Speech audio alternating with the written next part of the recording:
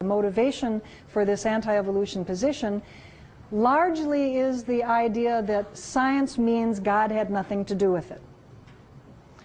And the intelligent design people believe that evolution is a totally materialist phenomenon. God can have nothing to do with it. And when a high school teacher teaches evolution, the high school teacher is telling the students to take their God and shove it. It's not happening. But I think we need to be reminded that we should be sure that when we teach evolution, whether at the college level or the high school level, that we be sure to not present it in a way that limits the ability of a student who is religious to accommodate his or her religious views to the science we are presenting. This actually involves a very important principle called materialism, which is very confusing because we use it in two ways in science and philosophy. One way that we use the term materialism is in science. We talk of something called methodological materialism. Now, materialism is the idea that matter and energy are used to explain the natural world. And in science, this is a methodology. We restrict ourselves to natural cause. Science is a limited way of knowing, I like to tell people. We are limited to explaining just the natural world. We're not telling you how to treat each other, morals and ethics. We're just trying to explain the natural world, and we limit ourselves to natural cause.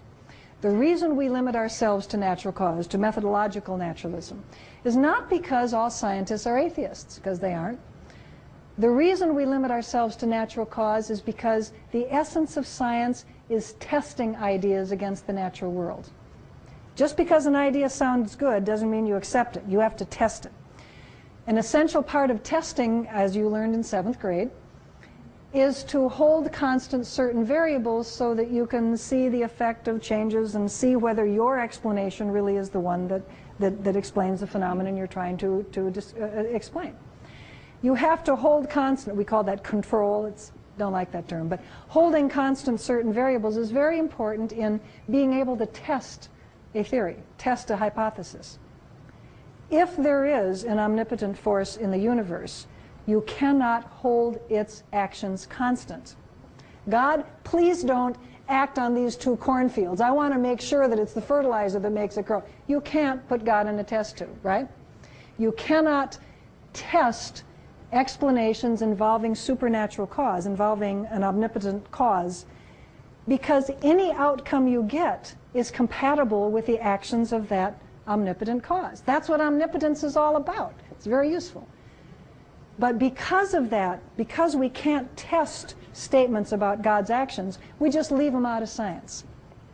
But as my friend Robert Pennock said, another Michigan scholar, to say nothing of God is not to say that God is nothing.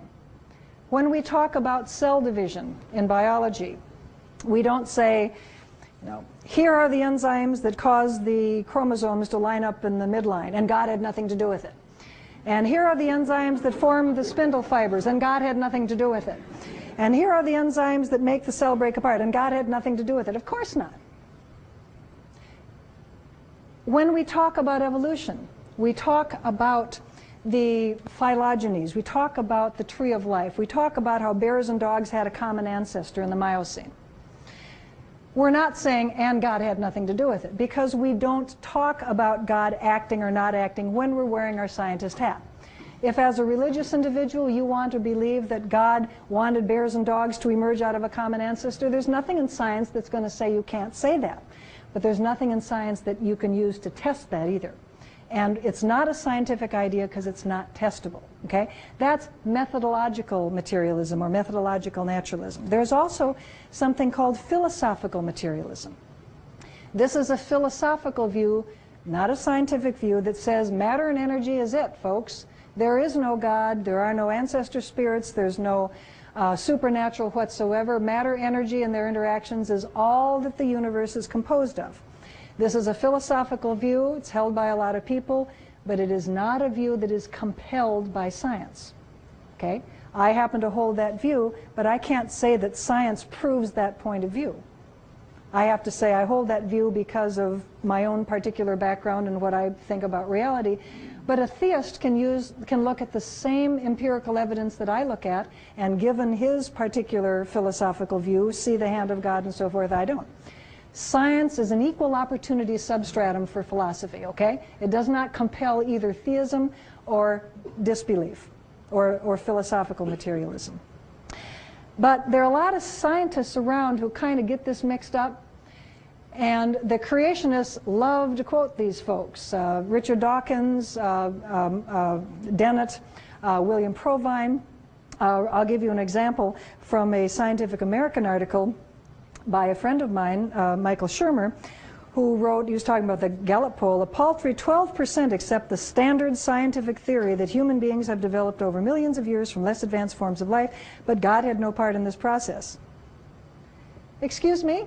When did that become part of the standard scientific theory? The standard scientific theory is that evolution happened, that living things shared common ancestors. The standard scientific theory is that living things descended with modification from common ancestors. Full stop. Period. If you believe God guided the process, that's fine, that's a theological belief. If you believe God had nothing to do with the process, that's fine, that's a philosophical belief.